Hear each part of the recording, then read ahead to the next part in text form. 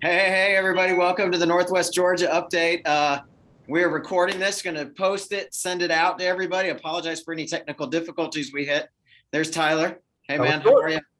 We're excited to have Amber join us. Amber Taylor is a mega agent out of our Rome business center, crushing it. Tyler's hopping on as well. Tyler is our resident Cedartown agent, so we're excited to have you on there as well, Tyler. Matt, I'm going to hand it off to you to lead us. You and Amber, let's talk stats. All right, Amber. So I'm going to go over some stats initially, kind of go on what's going on in the market in Georgia MLS. And I really want to hear from you what you're seeing out in the market in Floyd and surrounding areas. So you guys should be able to see my screen. This is therealestatestats.com if you ever want to gain access to this Georgia MLS data. And as you can see, guys, we have some interesting activity over the last few days. This is done weekly. And in Rome, in Floyd County, we had 33 new listings on in the last week, 33 pending. Does that sound about right, Amber? Yeah, I'm starting to see more, and I'm getting more seller calls, which is a breath of fresh air. Yeah, because if you look back into end of December, I know we were with Christmas and the New Year, but I mean, 16 new listings and 18 going under contract that first week in January. Yeah, that can be a little frustrating if you're a buyer's agent, especially. So, yeah. It looks like we're opening up a little more inventory, which is fantastic news for all of us. Amber, it reminds me a lot of 3 years ago, 4 years ago. Now we still have shrunken inventory, but do you feel some seasonality coming back in the real estate market? Yes, and I'll be honest with you. I was talking to my husband about this. I feel like, I don't know if everybody else, I felt a slight pause around the holidays, and we didn't get one last year. I feel like it was just full force for almost 2 straight years. And so instead of getting that usual, I was like, but I'm starting to see more. I'm starting to see it back up a little bit. So statistically, what are you seeing now in your business compared to what you were seeing back when it was more in a seasonality measure? My personal business or the counties? Both, either or. So I pulled some numbers this morning because I had been playing with a report a few weeks back and was amazed by the numbers. So I went ahead and pulled the numbers for Gordon, Polk, and Bartow also. And I pulled it through Georgia MLS, and it's the period comparison report. If anybody wants to take a look at that, I think it's really good information for listing appointments. And just when you're having those conversations with clients that are worried about the market and everything else. But I was actually shocked by what I saw because I've seen so much movement in Floyd County that I was just sure that we were just crazy. So in Floyd County, I did 2020 with 2021 comparison. And overall, we had, as far as number of houses sold, it went up 13.5%. Average sales price went up 18.3%. Wow. And it was 52% less days on market than the previous year. And that was the least change out of all the counties. Gordon had the most movement. Gordon and Polk. The first stat you listed, that I think it was 13% higher closed units. Was that correct? Let's see. Number of properties sold 13.5% more. Wow. So there's low inventory. Wow. So homes are still. So that was crazy to me. And Gordon County was 21% more. So even in what you're saying is, even in the busyness of the market right now, or the lack of inventory, there are still more homes closing? Yes. Okay. So we look at that. It's just that they're not sitting there long enough to have an inventory. So in your business, and for everyone else who's watching this recording, how do we interpret that data, that information? How do we incorporate that into our listing appointments, our buyer consultations, things like that? Or more specifically, how do you use it in your business? So I know my personal numbers for the past 3 years as far as how many units sold, and it was only off by like 2 units. So the lack of inventory hasn't changed anything. However, my production grew a lot. And when you look at the average sales price growth, I looked at, like we'll go with Gordon since it was the biggest, 24.2% higher average sales price. So the values are going up. You're not having less houses to sell technically. They're just selling way quicker. They're sold 57.6% faster than they did the year before. So it's not that we're having no houses to sell, but that's not what I think that's what everybody's had that misconception of, oh my God, there's no houses to sell. The numbers show that they're there. They're just going instantly. Thank you.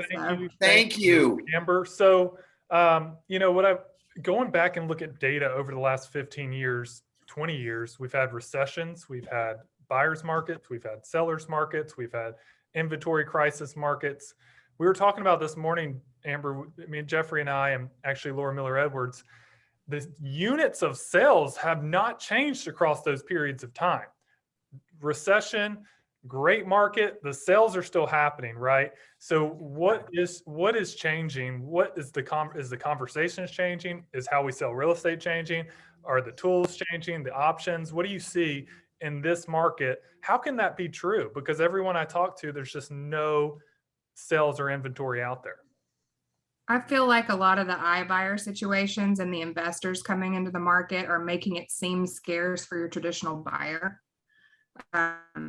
That can kind of be a little frustrating. I know I've seen it, and I know especially Cobb County and Bartow County are starting to see it a lot more than we are up here. And everybody says it's coming our way, but I've already seen it on listings that I've had outside of Floyd County. And, I can see that being frustrating and having that appearance of the scarcity. But, if we keep working the market, the sales are there. They're there and the values are going up, and with the interest rates going down, you've seen everybody posting those stats where you're complaining, do you want to wait on the prices to go down?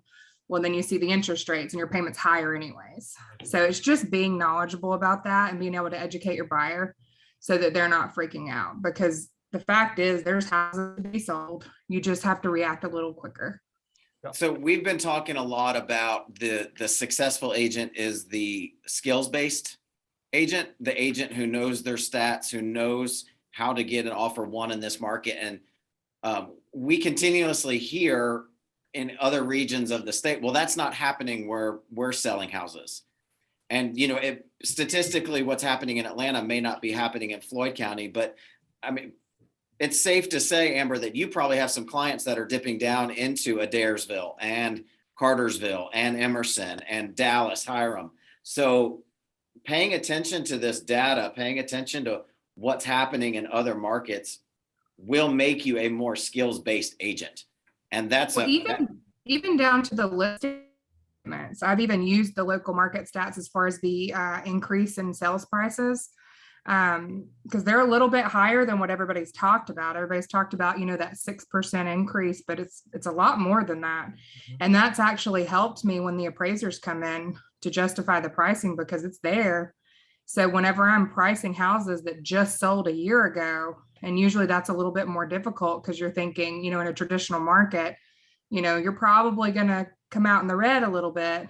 You're not. If you actually look at your numbers in the market, that value is increasing. And if you use those stats, I've done it 3 times now with clients that bought it, a year ago, and we used the numbers, we used the local numbers, and the appraisals came in.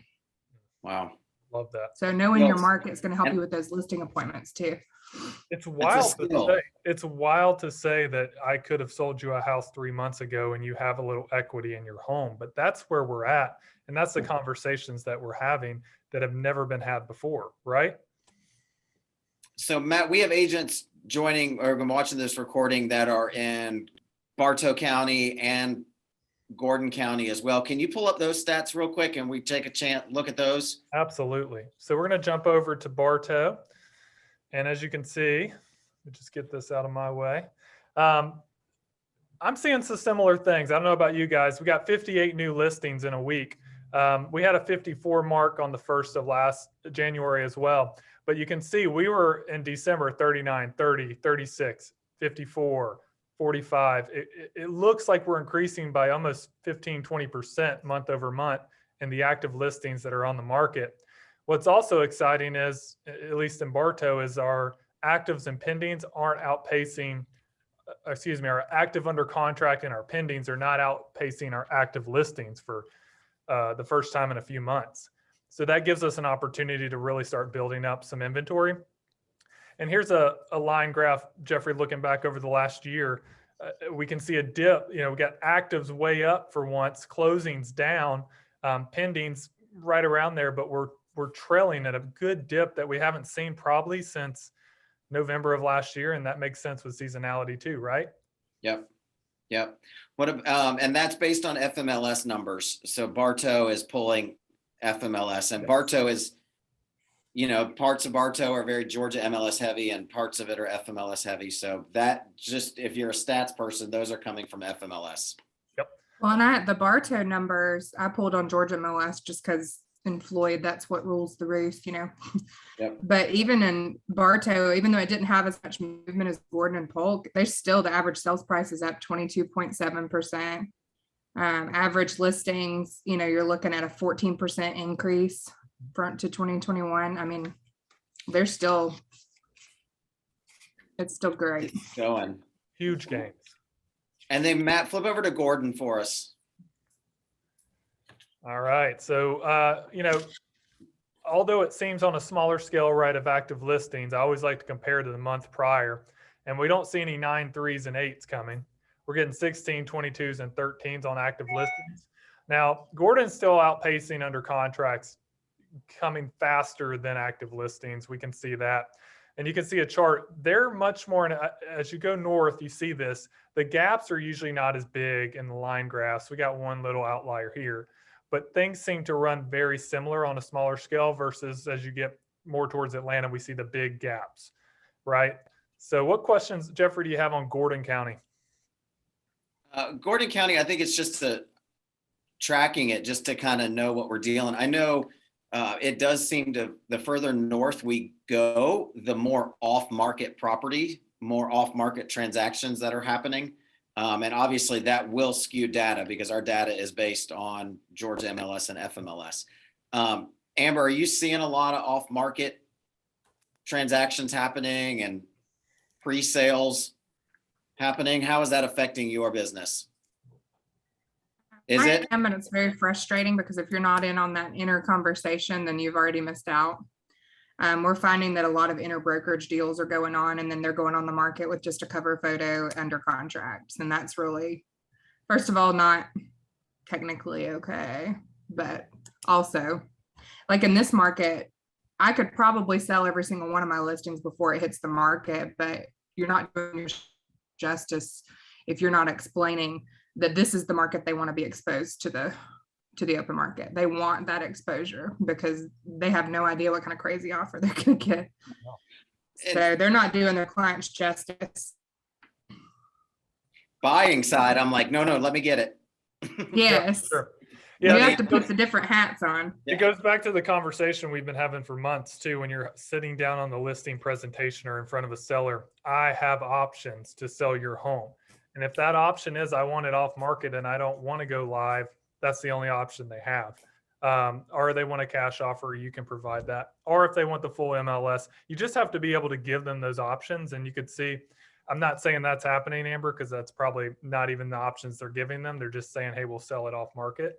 But you still have the tool to be able to do that within your own brokerage if they want to do that. Yeah. In the past, we have looked at for every listing that you acquire, you should pick up 2 to 3 buyers. That's aggressive.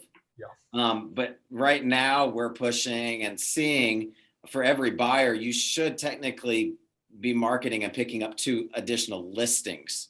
If you are actively pursuing and prospecting off market properties and potential options for your buyer, the conversations will lean towards you in the future listing that property. So please don't, if you're listening to this recording, if you have a buyer and you're struggling to get them under contract, just look at that as another week of working your business to try to acquire more listings with that buyer.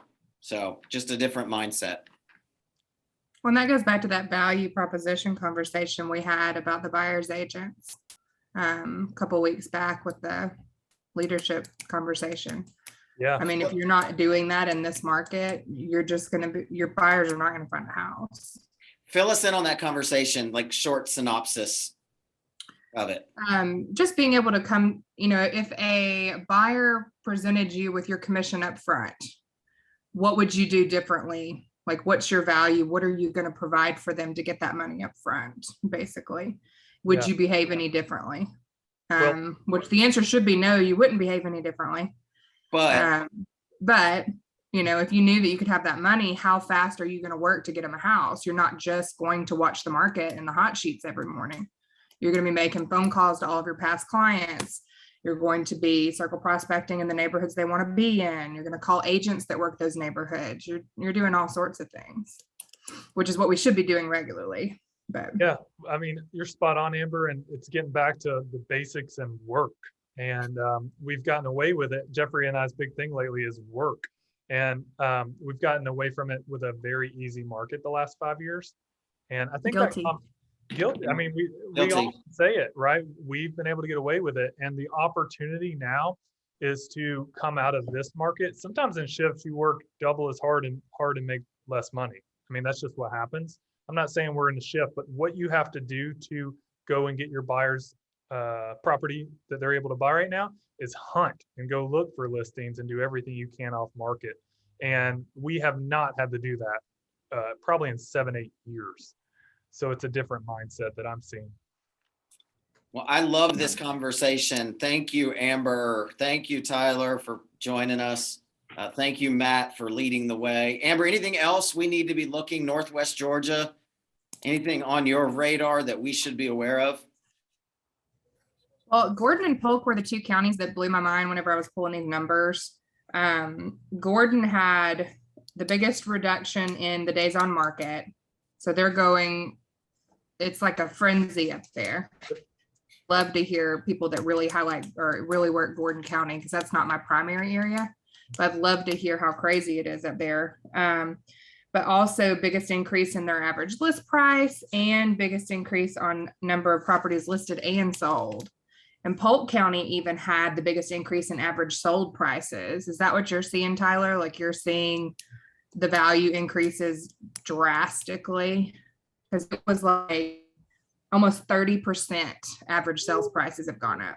Wow. Yeah, so I got a house right now that we're negotiating a contract I have a list on. It went off the market. It didn't sell in 2016 and it was listed at 68,000 and we're negotiating around 205. It's had a minor work, but I mean, it's nothing of significance. Tell that story. Yeah, and then going back to what you said on the personal side of things, my wife and I purchased in August of 2020 in Cedartown, and we sold December of 2021, and it was 6-figure increase. Significant. So, Yeah. I don't know if you guys have seen this, and I know, Jeffrey, we're winding down, but Amber mentioned Gordon County, and I was wondering if it's Floyd and in Cedartown. We're seeing large land acquisitions by builders, and they're just gobbling up land left. Can you send them my way? We're selling some personal land. I'd be happy to. And it's major players. It's Pulte Groups. It's Horton. I mean, it's major tracts of land. So I'll put you in touch with some people, Amber, if you're interested. But we weren't seeing that a year ago. They're gobbling it up now. Mm-hmm. Yeah. All right, Jeff. We've had a lot of not all Smith Douglas, but Smith Douglases of the industry are flowing into Floyd County. I mean, by the masses. It's easy to get to.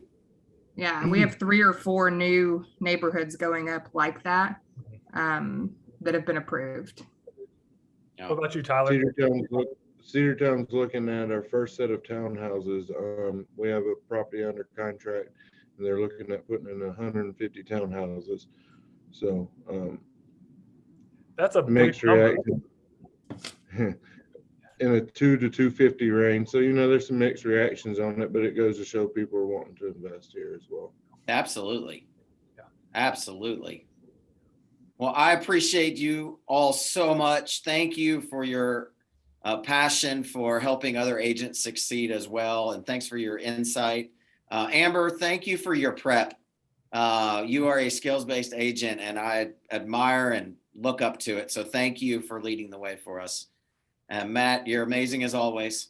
Thank you guys for joining us. Have a fantastic afternoon. Thank Bye, guys. you. Bye, guys.